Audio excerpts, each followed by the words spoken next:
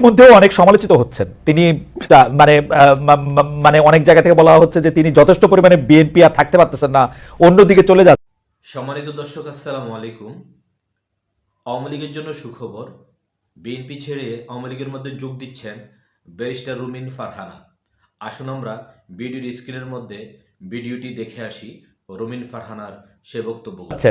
Barrister Farhana, এটা নিয়ে আপনি একটু আমাদেরকে একটু বলবেন। আর মান্না ভাই যেটা বললেন যে আসলে তো বড় বড় রাজনৈতিক দলরা, মানে এটা তো আসলে বিএনপি নামে আসে, যেটা করে দেখাতে পারে নাই, ওরা মৃত্যু দিয়ে রক্ত দিয়ে এটা করে দেখিয়েছে। এখন যে আমরা অনেকে এসে বলছি যে এটার ভাগও আমাদের চাই, আমাদের এটা করতে হবে সেটা করতে হবে, সেটাও বা আপনি কিভাবে দেখেন? সংস্কারটা আপনার কাছে আসলে কি, কোনটা দেখলে আপনি বুঝবেন? মান্না ভাই খুব চমৎকার তার জায়গা থেকে বলেছেন যে কি হলে তিনি এটি বুঝবেন যে এদিকে আগাচ্ছে। আপনার কাছে আমরা একটু শুনতে চাই।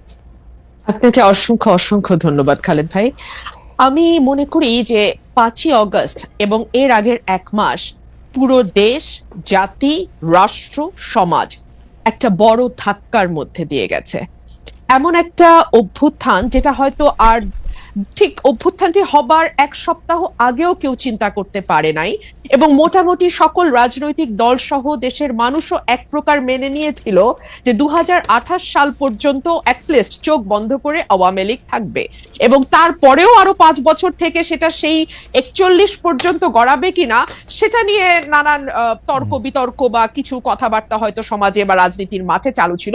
কিন্তু অ্যাটলিস্ট 28 পর্যন্ত মোটা দাগে সকলেই হাসিনাকে মেনে নিয়েছিল।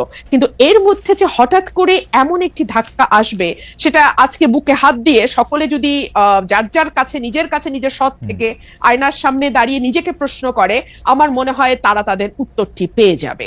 আর যে কথাটি আপনি বলছেন যে খুব বেশি বোধহয় আর পার্টিজান থাকা যাচ্ছে না, খুব বেশি বোধহয় বিএনপি আর আমাকে মনে হচ্ছে না, তার কারণ সম্ভবত এই ধাক্কাটি না আমার মনে হয় প্রত্যেকের ভেতরেই নাড়া দিয়ে গেছে। ধরুন, আমি যদি একজন ব্যক্তিগত রাজনীতিবিদের বা একজন রাজনৈতিক ক্ষুদ্র কর্মী এবং একজন আইনজীবী মানবাধিকার কর্মীর চোখ দিয়ে পুরো ঘটনাটিকে দেখি, আমার কাছে মনে হয়েছে কেবলমাত্র একটি নির্বাচন, কেবলমাত্র মন্ত্রিসভার মুখগুলোর পরিবর্তন, কিংবা কেবলমাত্র সংসদ সদস্যদের এক পালের পরিবর্তে অন্য পাল গিয়ে সংসদে বসে যাওয়ার জন্যই এই 2000 মানুষ রক্ত দেয়নি।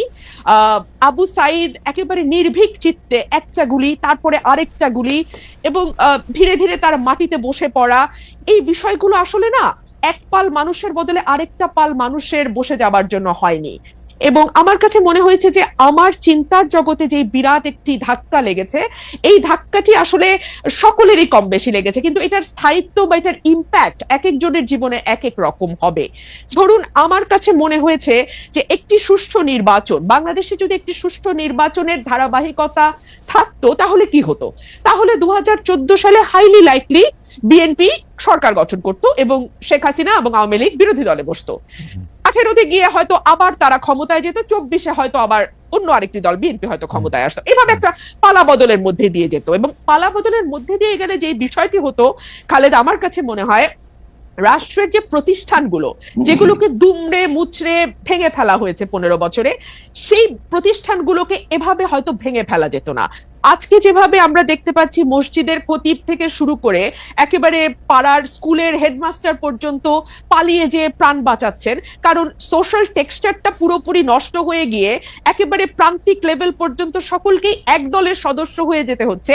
এই অবস্থাতে বাংলাদেশ যেত না। একটা পাওয়ারের তো একটা ব্যালেন্স থাকে, ভার্টিক্যাল এন্ড হরাইজন্টাল। ভার্টিক্যালটা হয় রাষ্ট্র, হরাইজন্টালটা হয় সমাজ। কিন্তু আমাদের এই সমাজের টেক্সচারটাকে, সমাজের বুননটাকে খুবই সিস্টেম্যাটিক্যালি হত্যা করা হয়েছে, এবং হত্যা করা হয়েছে খুবই একটা পারপাসফুলি, একটা মানে লক্ষ্যকে সামনে রেখে। লক্ষ্যটা হচ্ছে আমাকে যে কোনো মূল্যে ক্ষমতায় থাকতে হবে।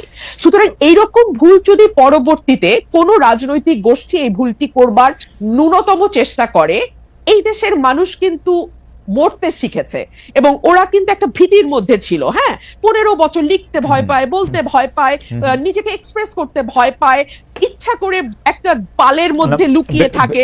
সেই জায়গা থেকে একটু ইন্টারাপ্ট করি, আপনি যেই অবস্থাটা বর্ণনা দিলেন, আপনার মনে কি এই শঙ্কাটা রয়ে গেছে, যেহেতু আপনি শুরু করেছিলেন যে এক পাল মানুষ থেকে আরেক পাল মানুষ, আপনার মধ্যে কি এই শঙ্কা রয়ে গেছে যে বিএনপি আসলেও তাদের ইয়াটা একটা লম্বা হবে এবং প্রায় একই ধরনের জায়গা হবে, যেইটা মানে যেই আশঙ্কা মান্না ভাইয়েরও আসে সেই আশঙ্কা কি আপনারও আসে যদি আসলে এই গুণগত পরিবর্তনটা না হয়?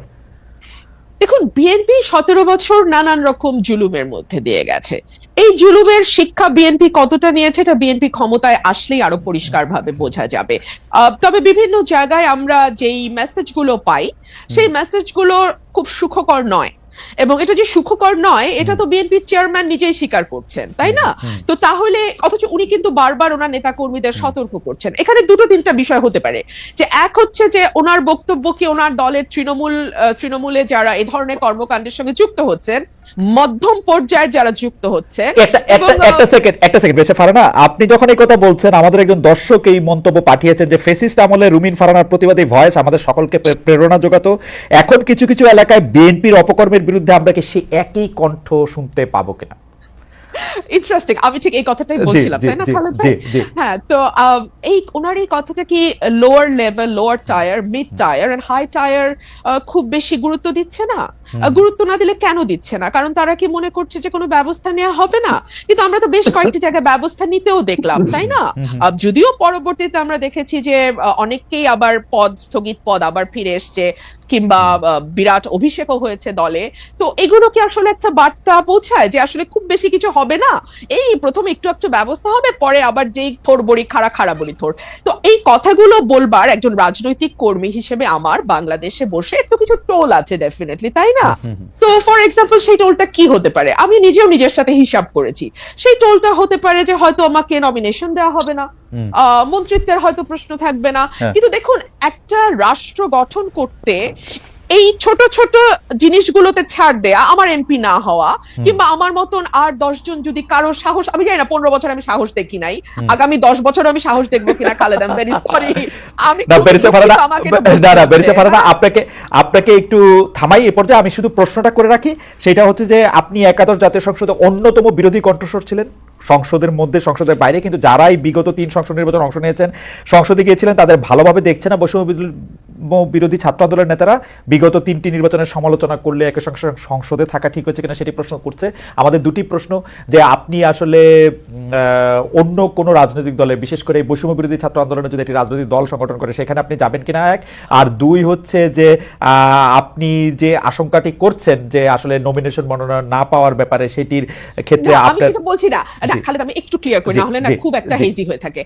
মানে আমি বলছি এই ঝুঁকিগুলো বাংলাদেশের প্রেক্ষাপটে তৈরি হয়, আমি পাবো না বা পাবো কোনোটাই বলছি না, এই ঝুঁকি তৈরি হয়। এখন এই ঝুঁকি নেওয়ার দেশের স্বার্থে, দেশের কল্যাণ, এবং যে ধরেন একগুচ্ছ মানুষ, কয়েক লক্ষ মানুষের কিন্তু একটা প্রত্যাশা যে 15 বছর তো ওই মানুষটিকে আমরা সত্য বলতে দেখেছি, সাহসী ভূমিকায় দেখেছি, এখন কি তিনি ওই জায়গাগুলোতে কম্প্রোমাইজড হয়ে যাবেন?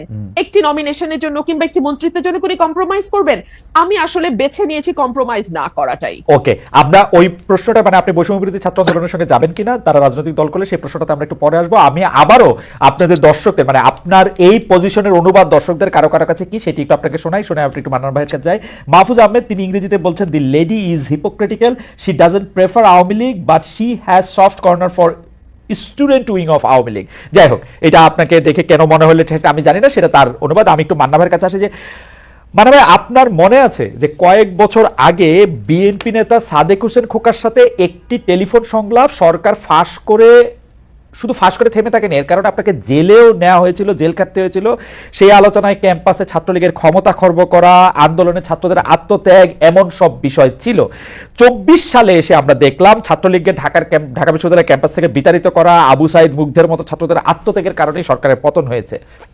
24-এর মতো একটা আন্দোলন প্রয়োজন, সেটাকে আপনি 2015 সালেই আপনি বুঝতে পেরেছিলেন কিনা, এবং সেইটা নিয়ে আপনার মধ্যে একটা তোলপাড় চলছিল কিনা? ওই রকম করে বলা ঠিক হবে না। হয় কি, ধরেন আপনি একটা সুযোগ বুঝেই নিজেকে জাহির করার জন্য কথাবার্তা বলতে থাকলেন, এগুলো আলটিমেটলি লোকজনের চোখে ধরা পড়ে। আমি ওসব কাজ করি না। আর এই হিপোক্রেসি জিনিসটা এমন নয় যে আপনি খুব চালাক, আপনি এমন করে হিপোক্রেসি করবেন যে কেউ বুঝবে না, এরকম হয় না, শেষ পর্যন্ত ধরা পড়েই।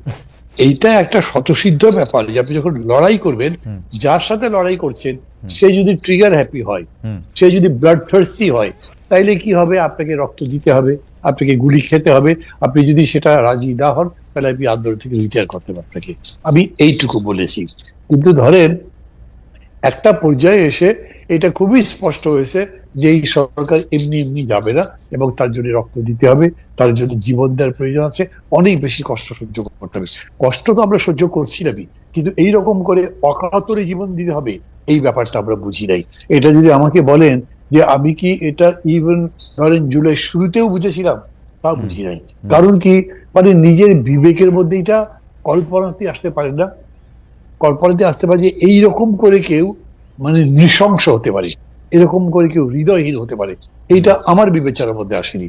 যদিও আমি খুব অনেস্টলি বলি, আমি কয়েকটা বক্তৃতায় বলেছি Sheikh Hasina she has a কি বলবো মেটালিক হার্ট, ওইটা একটা জেনুইন হিউম্যান হার্ট না। যদি হতো তাহলে এই যে মায়ের কান্না ইত্যাদিতে এত দেখে উনি এগুলো নিশ্চয়ই বিচলিত হতেন বা ঘুরে দাঁড়াতেন বা ঘুরে যেতেন, করেননি তো। সেই কারণে শেষের দিকে যেটা হবে সেটার পক্ষে আমি একটা কথা বলি। ধরেন এই যে একটা খুব ঐতিহাসিক ঘটনা, একটু ছোট্ট একটা জোকের মতো করি, বাংলাদেশের ঐতিহাসিক জায়গা কি জানেন? বিশাল আন্দোলনের মধ্যে দিয়ে সরকারের পথের পর বিরোধী দলের নেতা পলায়ন, পুরো পার্টি পলায়ন করেছে, এই উদাহরণ আছে। হ্যাঁ, আবার সাম্প্রতিক উদাহরণটা হয়েছে এরকম যে বিশাল বিশাল গণঅভ্যুত্থানে সরকারের পতনের পরে যে মূল বিরোধী রাজনৈতিক দল তারা সাইড লাইনে আছে, তারা কিন্তু সামনে নাই, আন্দোলনের পতাকা তাদের হাতে নাই। এই যে এই ঘটনাটা ঘটলো, এটা কেন? এটা না বোঝার কারণে।